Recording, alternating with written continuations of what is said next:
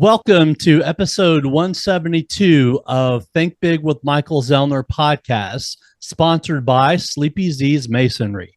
My guest today, joining me from the American Cancer Society, is Marissa Lima, and from the Agape Child and Family Services is Michael Scruggs.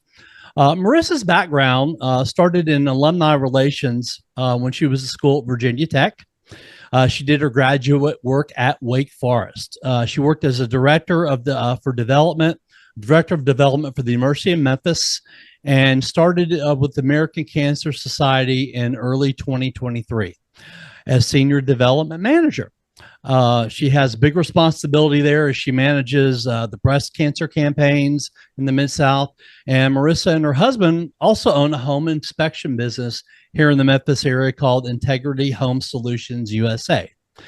Michael's background is in many areas, including working with Charter Schools USA for over 4 years. He actually made an appearance on the Ellen DeGeneres show for, quote, successfully instructing general education students and individuals with learning challenges within a mainstream inclusive classrooms, unquote. He graduated from the University of Memphis with a bachelor's degree in political science and government, and got his master's education at Union University in Jackson, Tennessee. Thank you guys for joining me today. Thank you for having us. Glad to be here. My pleasure. Obviously there's many different types of cancers, unfortunately way too many. And we're coming up, obviously this month, October is Breast Cancer Awareness Month. And a lot of people don't know some of these statistics, so I'm going to read them off. 1 in 8 women in the United States will be diagnosed with breast cancer in her lifetime. In 2024, an estimated 310,720 women and 2,800 men will be diagnosed with invasive breast cancer. Chances are you know at least one person who's been personally affected by breast cancer. But there is hope. When caught in its earliest localized stages, the 5-year relative survival rate is 99%. Advances in early detection and treatment methods have significantly increased breast cancer survival rate in recent years, and there are currently over 4 million breast cancer survivors in the United States. And awareness of the facts and statistics surrounding breast cancer in the United States is the key to empowering individuals to make informed decisions about their health. And talk about early detection. According to the American Cancer Society, when breast cancer is detected early and localized stage, as I said, 99% chance of survival. Early detection includes doing monthly breast exams, self-exams, and also scheduling regular clinical breast exams and mammograms. It is recommended to learn more about breast self-examination to increase the chances for early detection. Start off with you, Marissa. You've been working with ACS for, I guess, about a year and a half now. What do you like most about your job? And also, what do you find most challenging? I love my job, and it's kind of a loaded question because I often say I have a love-hate relationship with my job because I love what I do. I love the people I work with. I love our mission. I just hate that it has to be done. I'd give anything to put myself out of a job.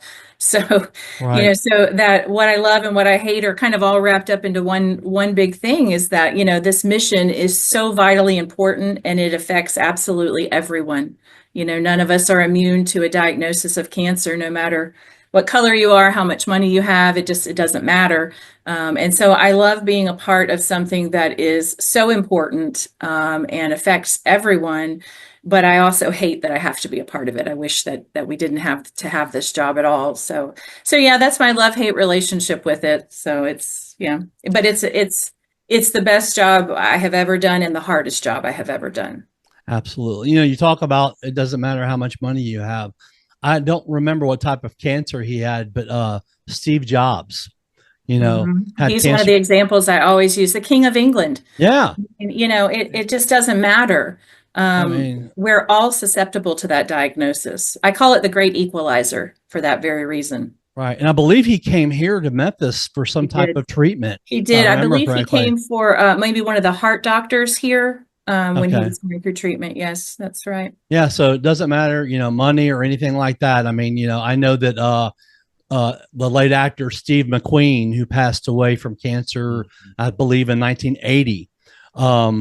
He went to Mexico trying for alternative treatments and everything, had all the money in the world, but it just didn't save him and everything. So obviously in any type of cancer, early detection, but to have a 99% survival rate with breast cancer, I mean, that's just amazing. Why do you think it's gotten to the level to where, where people are, obviously 99% survive. And so someone, very few, don't make it. Well, so our treatments have just advanced significantly. I mean, the options that folks have, we've been able to personalize those options, so they can go in and create medical treatment that is very specific to each individual in a way that they weren't able to do in years past. We've seen a 42% decline in the death rate, and we think a lot of that is coming from this early detection. But 1 in 3 women are still not getting screened, and so there's a lot of work to be done. We could bring that number, that 1 in 8 number of women who are diagnosed with breast cancer down if more people were getting screened. So, I think it's advances in treatment, but also an increase in the number of people who are getting screened. But like I said, we still have so much work to be done in that area. Do you think that a lot of the women that are not getting screened sometimes maybe is that they're sort of afraid to find out something, or what do you think it is? There is some of that. I think women are, and this is just my personal thought, women are not great at taking care of themselves because they're busy taking care of everyone else. And that's just one more thing that they have to add to their agenda. But yeah, there is some of that white coat syndrome. That's also very much a cultural thing. There are certain cultures that are still, just not really open to, going to the doctor as often as they should, or there's some cultures, and this one shocks me still, that it's a shameful thing to talk about, that they don't want to discuss breast cancer, and they're embarrassed to talk about it. So that's one of those things that comes with awareness, that we've got to change that mentality and get people talking about it and realizing that this is just like any other medical condition. It's not something to be ashamed of, and the earlier that you find out, the much better chance you have of surviving it. So we've got to get those folks in to get screening done. Yeah, it helped save my sister's life a few years ago. She had stage 1 breast cancer, and caught it early, right? Absolutely, and everything. And so, but by catching it early and having that mammogram, it saved her life. So absolutely, so you're definitely right there. Yeah. Michael, you have been with Agape Child and Family Services for close to 6.5 years. Tell us a little bit more about what you guys do there. And what are you most passionate about, when you're working? Oh, that's a great question. So Agape Child and Family Services, we are a 2-generational nonprofit. And so what we do is, our mission is to help families come out of poverty. And so we have a 2-generational approach. Not only are we going to help the child, we have school-based connectors who are in our schools. We're in like 17 schools across Memphis, but we also try to help the parents as well. We want to help the parents by providing those wraparound services. And so we provide not only the school-based services, which we have connectors who are helping with attendance, which is so important, parental engagement, which is another important component, and behavior, because if a child is not acting right in school, then they're not going to learn. And so we try to provide those wraparound services for the parents. And so that means that clinical services, we have a job force. We have our family connectors who are helping parents or helping families become stable with jobs, having their own home, and obtaining something better for their children and their families. And so when you have those things and have those components, it helps the child ultimately to do better in school. One of the things that I talk about, I've talked about it on other podcasts, and I'm also on the board of directors of Heal the Hood Foundation here in Memphis, is that it's so important to get to children at an early age. Oh yeah, and getting kids on the right track, especially inner city children, and make sure that they're on the right track and have people around them that they know that care, right, and that are going to guide them in the right direction. No, I totally agree with that. I've been blessed. prior to Agape, I taught school for over 10 years. And so when I started teaching school in 2008, one of the things I wanted to do was make a difference. And making a difference was not just in the classroom, but I wanted to make a difference outside the class. And so I started mentoring in 2008, and I literally have been mentoring my former students for 17 years. That's something that, outside of Agape that I love doing. Mentoring is something that I love doing, and just really just pouring back into the next generation. And you're so correct. We have to help our young people, and our young people need the right people to steer them in the right direction. Absolutely. What do you find that obviously we all went to school before social media and before smartphones.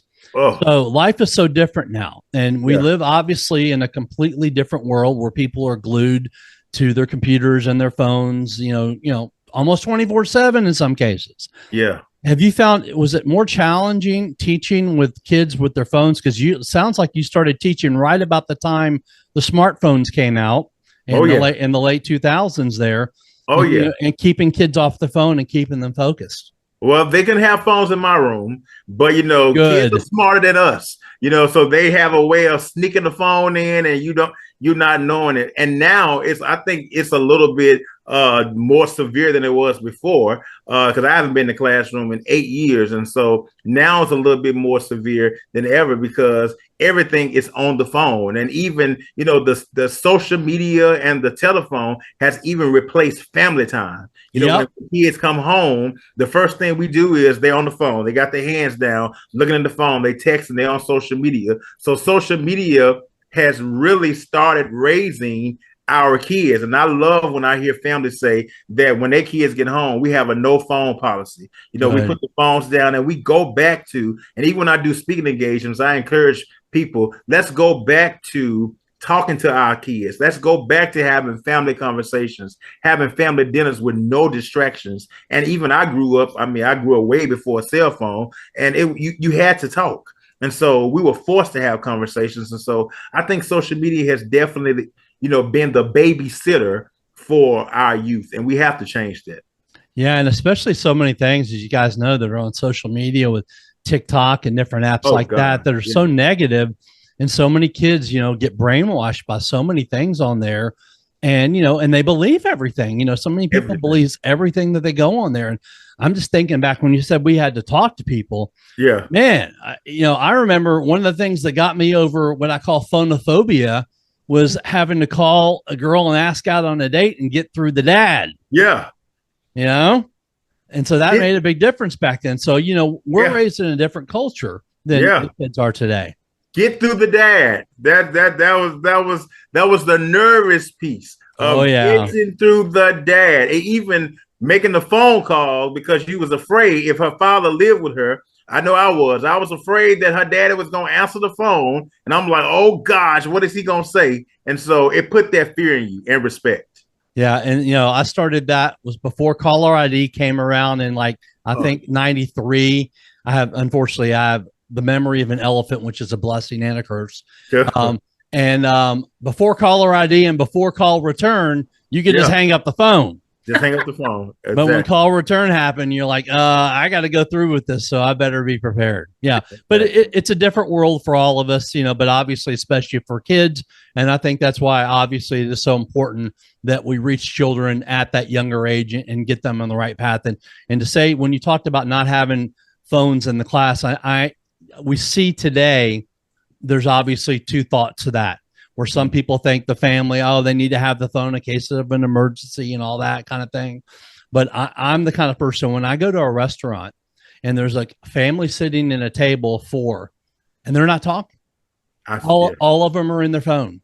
And I'm like, that is a huge problem with our world, where I know that, I grew up, you ate dinner at the dinner table and we didn't answer the phone. When the phone rang, and that was a regular phone. So obviously there are differences. So sounds like you've done a lot of good things and you enjoy teaching.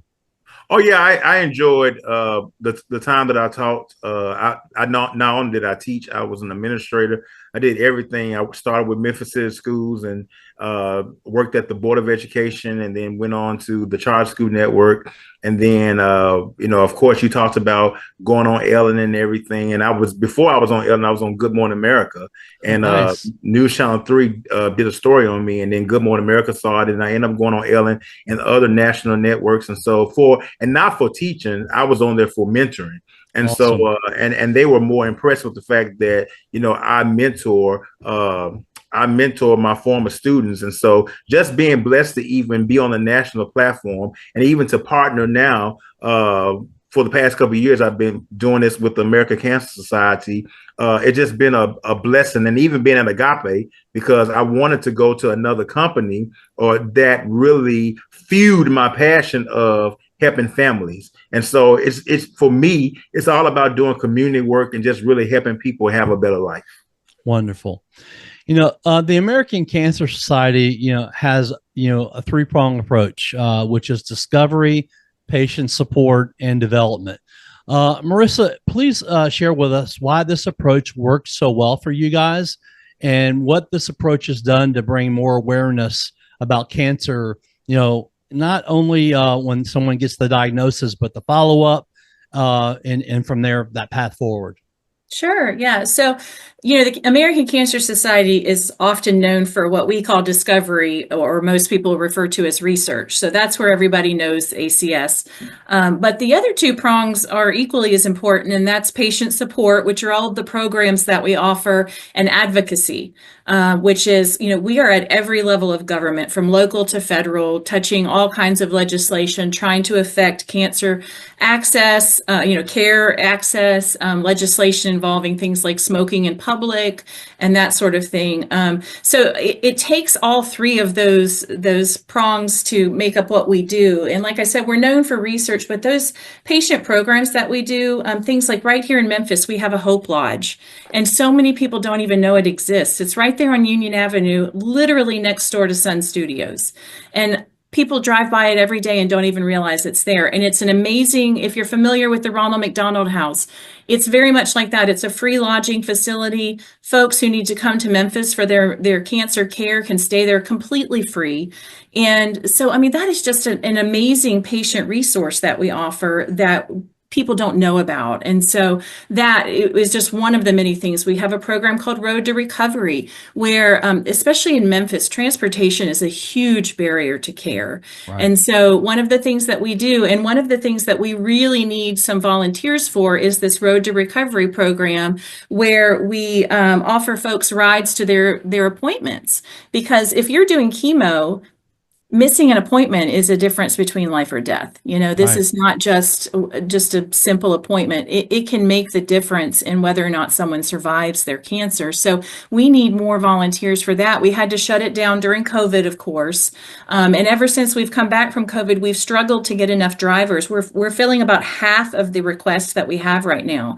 So, if people want to get involved here locally in the American Cancer Society, that's one way to do it. I think it's cancer.org/drive, and you can get more information about how to volunteer for that program. But there's so many other things. We offer wigs and head wraps and mastectomy gear. We offer a mentoring program for folks who are going through breast cancer. We pair them with someone who's already been down that road, because you don't know what you don't know. And so having someone to talk to about the journey and what they've been through, and just, someone to walk you through that is so valuable. So that, that's that patient support part. We have our legislative, our advocacy part. We have a whole nother arm of the American Cancer Society that's called the Cancer Action Network. And those are the folks that go out and work with legislators, like I said, at all levels of government, from local to federal, trying to affect how people get cancer care,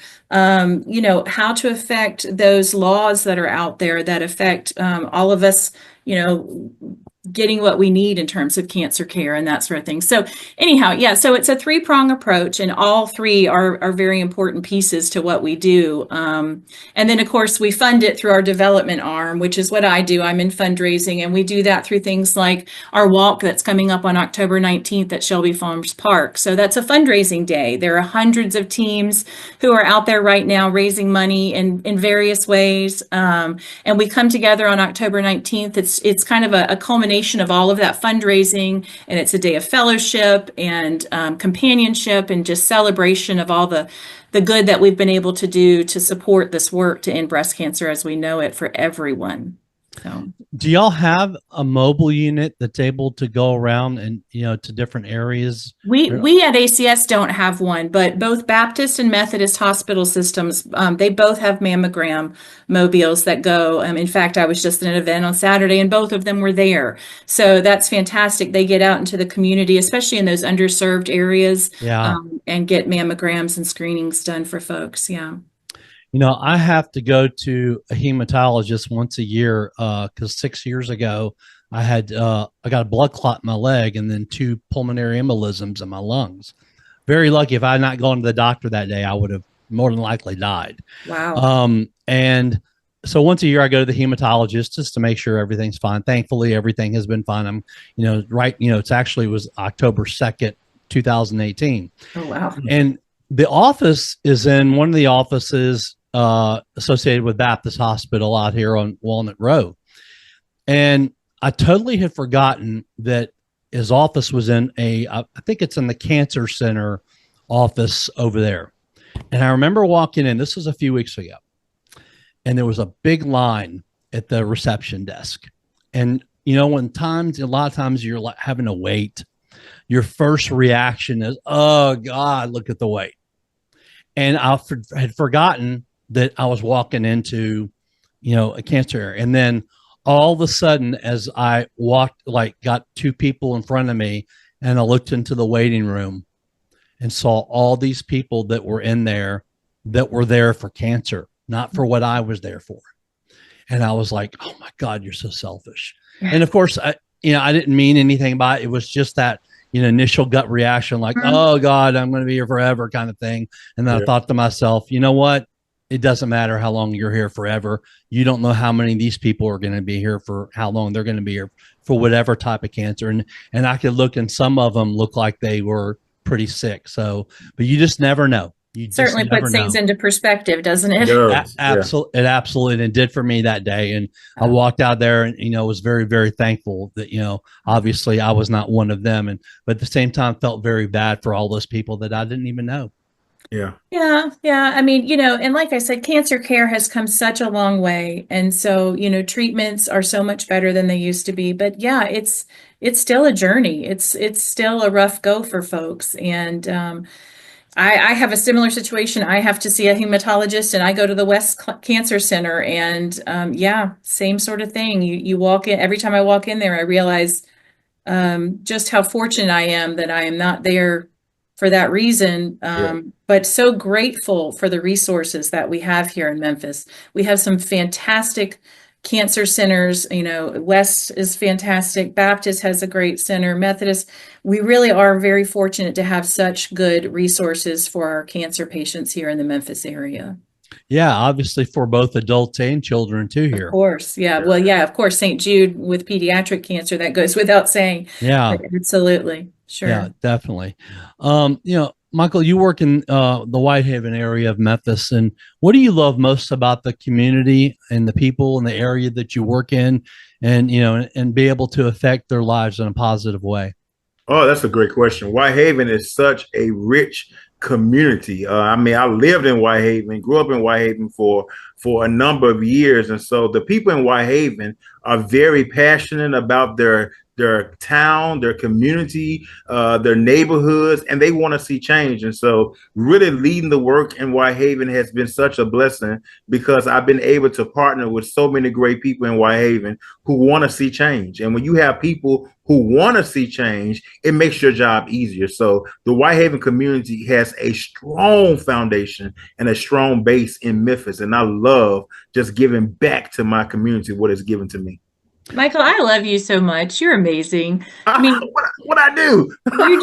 this is exactly why somebody like Michael Scruggs is a Men Wear Pink ambassador, because these are the kind of guys that we want out there in the community speaking on our behalf, spreading the word about breast cancer awareness. And Michael Scruggs just has the most amazing energy. And I just love having him out there representing the American Cancer Society, because you're just fantastic, man.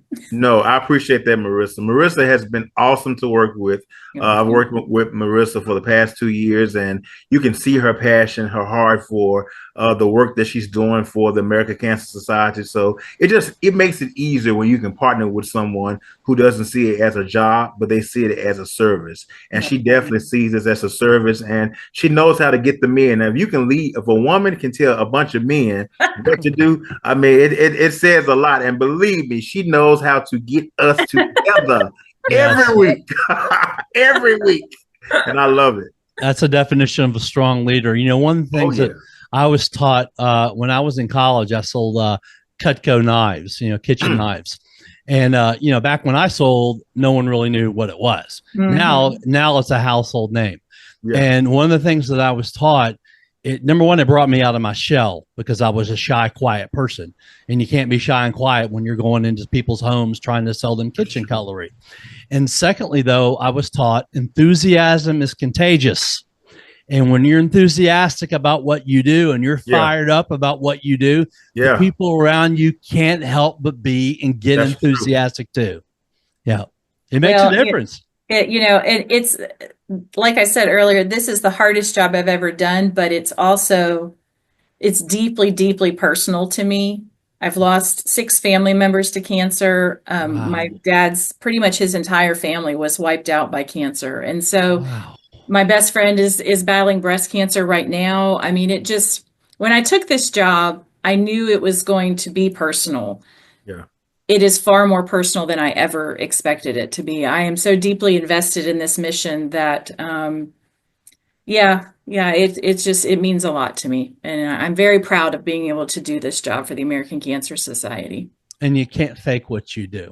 No, you really can't. And I've been in fundraising for the better part of my career. And I say this a lot, and I don't mean it as any offense to anyone I've worked with before, but I've always had a slight hesitation about about asking for a donation or a sponsorship or, commitment of any sort. But since I've been at ACS, and some of the guys will tell you this, I will march up to anyone on the street and say, you need to do this because it affects all of us and it's just so important. So a couple of the guys, I recruited them by practically accosting them in a parking lot or after a meeting or that I'd stalked them at or what have you. But I just have no qualms about it because it is just simply too important. I absolutely 100% agree.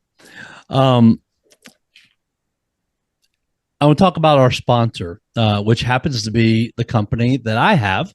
It's Sleepy Z's Masonry. We service the entire Memphis and Mid-South area, including West Tennessee, North Mississippi, and Eastern Arkansas. We're a member of the Better Business Bureau of the Mid-South, the West Tennessee Home Builders Association, and the Mason Contractors Association of America.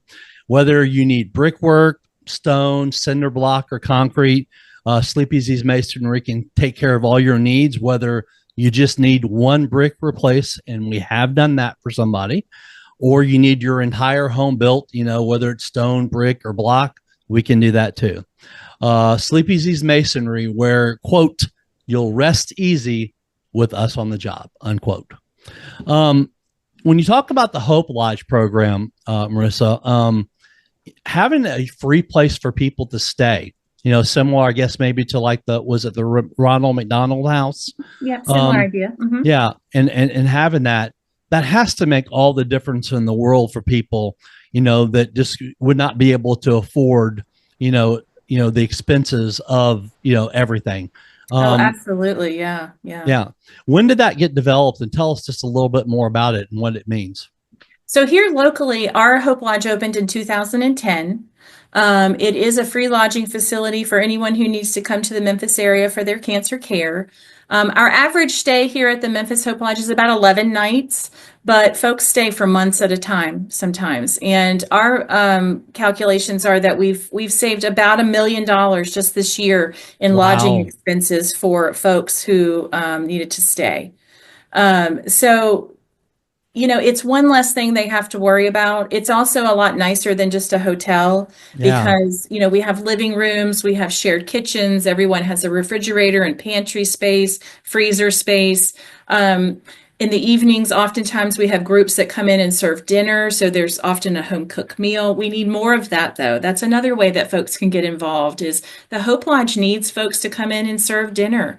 Bring your group in, and we have 4 kitchens there. You can cook there. You can bring a meal in. You can have it catered. But to come home after a long day of medical appointments, or maybe you've been at the hospital all day, and to have a home cooked meal. Oftentimes we have groups come in who will maybe do a game night or perform or what have you. Again, that's another thing. We need groups to come in and do that because it's something for them to look forward to at the end of a difficult day. And so the Hope Lodge, it's more than just a hotel. It's a home away from home. The people who run the Hope Lodge are absolutely amazing. It is a labor of love, no doubt, and they fall in love with our guests, and the guests fall in love with them. So, sadly, though, the information about the Hope Lodge is just not out there as much as it should be, and we're not at full occupancy. And in my opinion, we should have a wait list. With more than 2 million people being diagnosed with cancer this year. You can't tell me that there aren't people who don't need a place to stay when they come to Memphis. We have this just amazing medical community here serving our cancer patients. But if the word is not out there about the resource, then they don't know it's there and they can't use it. So that's one thing I'm really working on is trying to get the word out. Folks do need a referral from their doctor, but if the doctor's, if you can go to your doctor and say, I'm here, I'm visiting Memphis for my care, I need a referral to stay at the Hope Lodge, it's very easy to take care of. But we got to get the word out there that this resource is available so that it gets used. I bet also, families that are there are able to give each other support. Absolutely. And talking through that and everything. Yeah, because each guest is allowed to bring a caregiver. So there's 2 beds in every room. And yes, so oftentimes we've seen where if we didn't have groups coming in to serve dinner, then the folks that are staying there might come together and work together and make meals together. We had that happen back last month. There was a spell where there weren't very many meals coming in. And so they all got together and cooked meals together as a community. And so there's just so many things about the Hope Lodge that make that stay a whole lot easier on people who have to be here long term, for their care. Have you guys, just a thought, when things pop into my head, it's just sometimes they're great, sometimes they're weird. Have y'all thought about reaching out to some restaurants and having them, bring it? Yeah, and we do have some restaurants that come in regularly, but not nearly enough. If every restaurant in town would sign up for once a quarter or once a month, I mean, we could fill that schedule in no time. And it's so easy to do. The number of people varies, but the last time I served, I want to say we had 30, 35 guests maybe. So it's certainly doable for a group to make a meal for that many people, and certainly a restaurant. So yeah, if there are folks out there who would like to donate, from their restaurant, catering business, whatever, we would absolutely love it because we need those meals to help these people out. It's just one less thing for them to worry about. Right. What kind of approach have you guys used in order to contact? I know that you've talked to me before we got on air that right now you don't have a ton of help. A lot of it, on the fundraising part is you. If y'all had people that have been able to get out there and approach the restaurants and try to do that? Yeah, so we've got someone at the Hope Lodge there that's part of her job is that she reaches out, but that's just one part of her job, Sure. So yeah, if people listening to this podcast are interested, then they can contact the Hope Lodge directly and set something up. We have church groups come in, school groups, sports teams, all kinds of, families. It doesn't have to be a big group. But yeah, if there are restaurants out there who are listening, you can contact me directly. You can contact the Hope Lodge directly. But yeah, we really could use some folks to bring in dinners or lunch or anything really. You can also donate, packaged foods, snacks, drinks, things like that. We like to have a few things in the kitchen. People will buy their own food and keep it in their pantry or refrigerator, but we like to have a few things on hand because especially like check-in day.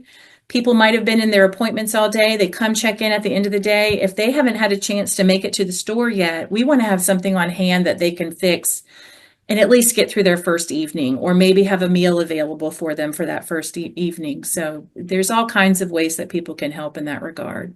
Wonderful.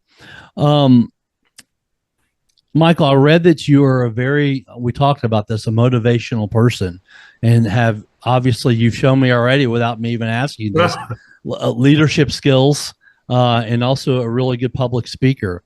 How have those skills helped you in what you do every day? Oh, I think for me, because it's natural.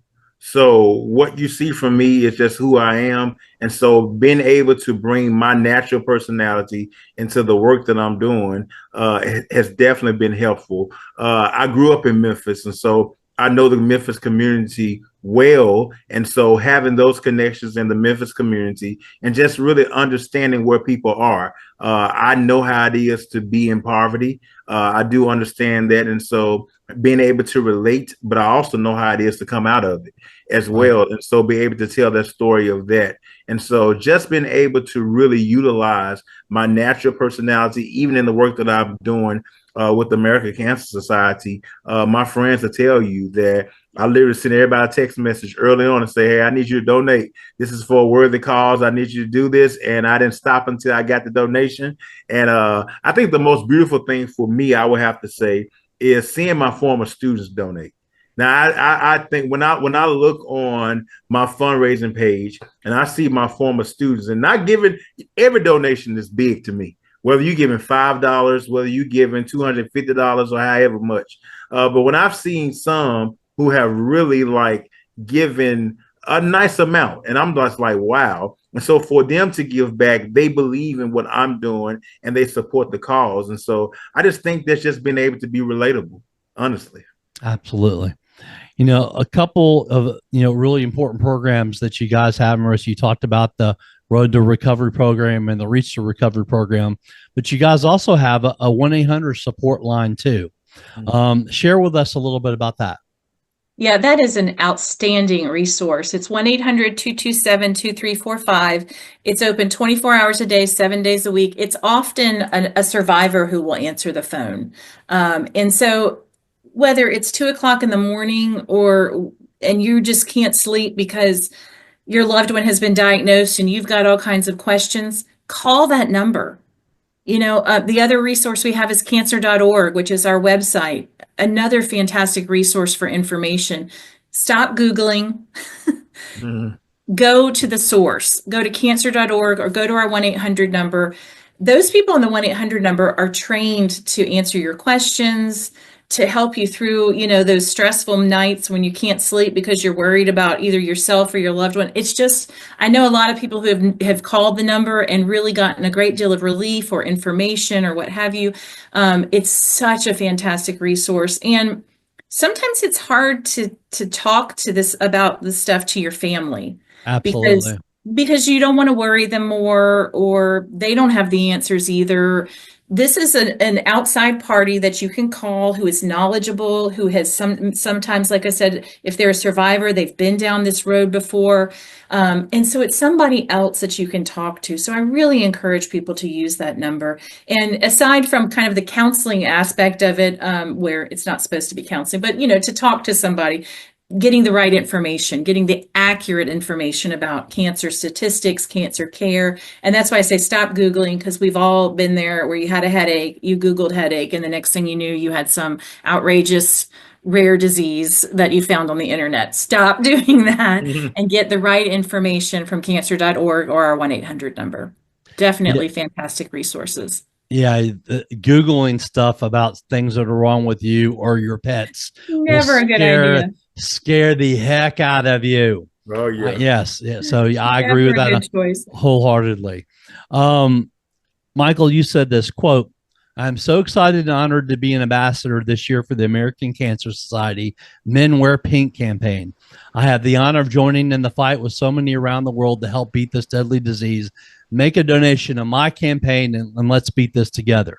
You know, you said you've been doing this now for a few years, and obviously you're wearing your pink today. Yes, got my pink on. Pink on, looking good. How did you guys meet and this all come together?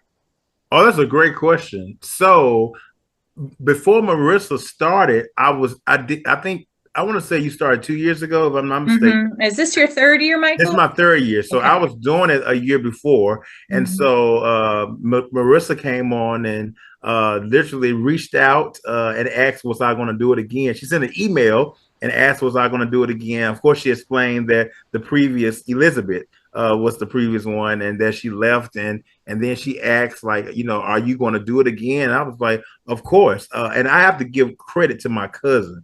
My cousin, Edward Bogart, is the reason why I am doing Men Wear Pink, because he was an ambassador for a number of years, and he was the one that referred me and said, I gave your name, and I think you should do it. He said, you love doing stuff that's for a good cause. And so anything my cousin Edward Bogart tells me to do, 9 times out of 10, or probably 10, I'm going to do it because I love Ed. And so I was like, of course, if you're doing it, I'm going to jump in. And so I jumped in, and like I said, been doing it for 3 years. And so that's how I met Marissa 2 years ago. And she recruited me again. And so, a second year. So it's been great. That's awesome. And just so our audience knows, off the air, Michael talked about how he's ordered a ton of pink shirts. Oh, so yeah. If you see him out wearing pink, you'll understand why. And he's going to have a big variety, maybe some pink ties and all sorts of stuff there. Pink socks. I'm having on pink everything. Come up and give him a big hug. I love her. Yeah. So one of the things that the guys do is that so we have 32 ambassadors. And for the month of October, they wear pink every day. They don't have to be head to toe pink, but something pink every day. They raise awareness through their professional and personal networks, and then they also raise funds for the mission. So the minimum funds that they raise is $2,500 each. And we've got, I want to say, at least half a dozen guys who have already hit that first goal, and we haven't even gotten to October yet. So we are well on our way. It's a fantastic group this year, and they're really pumped up to raise money for the cause. It's a great group. I will have to agree. I hit my goal. I'm still. Don't give it more. It's just your first goal, man. Right? Come on. We got some more. But at the same time, it's a great group of guys. I will have to say they are some awesome men who love doing this, and we have a good time when we come together. We were just together for the campaign kickoff, and we actually have a good time. And I think too, this has helped us build network with each other. And also help spread the word. Friendships have forged. And I'm doing this with some friends of mine who I've known in the community for a long time. And so to have them do it, it's just like, it's really awesome. So we're really having fun.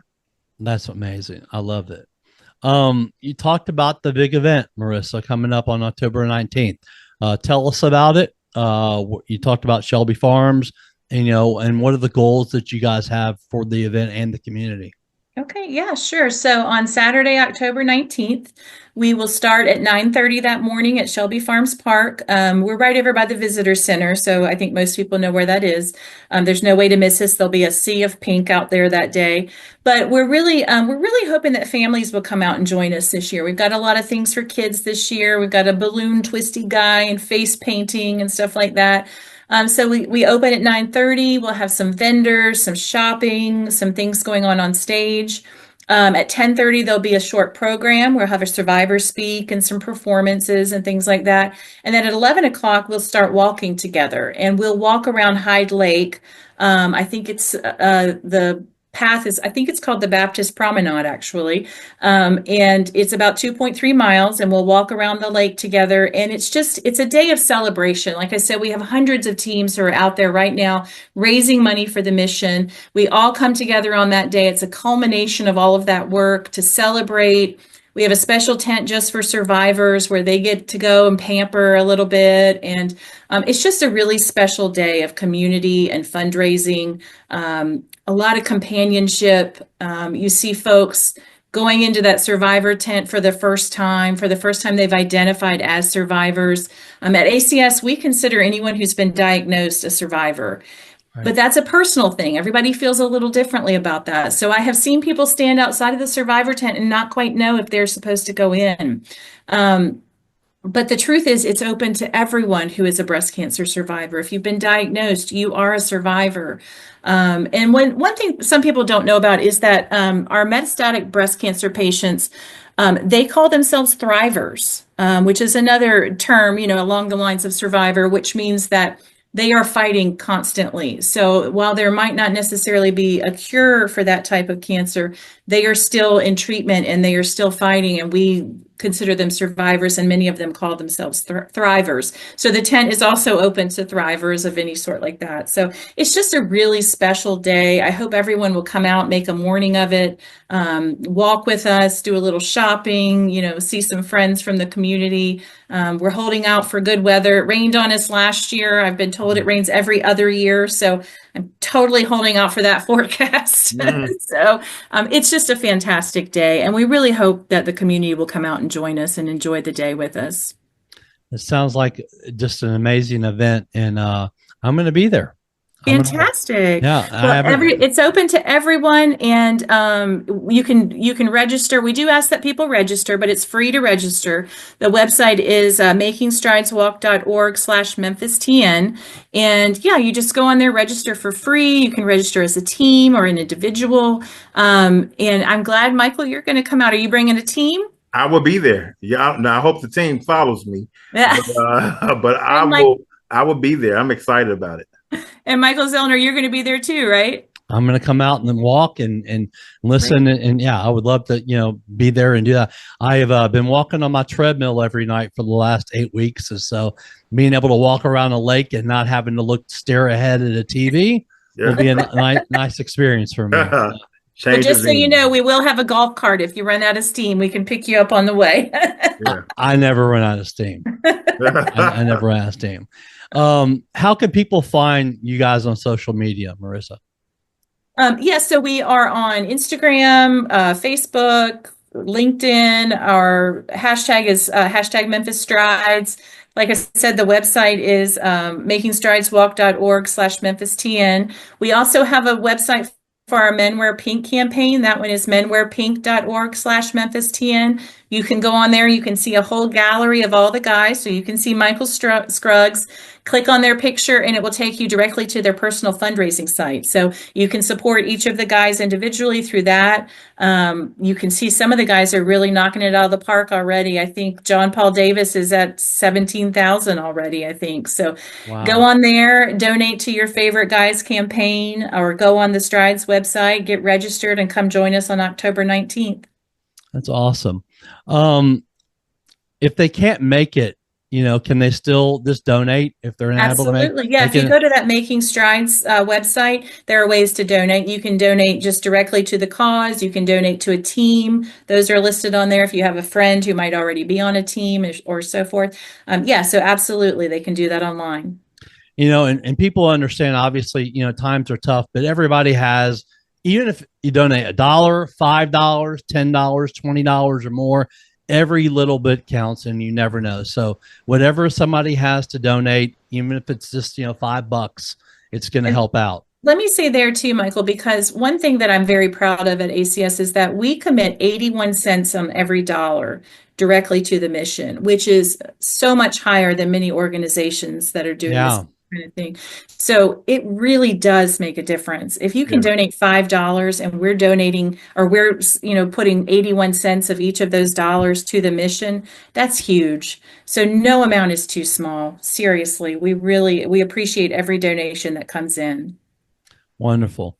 Well, guys, once again, thank you all so much for coming on the show today. I know this is an important subject, as I talked about off air with Marissa, that, a couple of years ago, I had a few different breast cancer survivors come on during, the October, during the Breast Cancer Awareness Month. And it was just very special listening to those stories. It's going to be a great event on October 19th.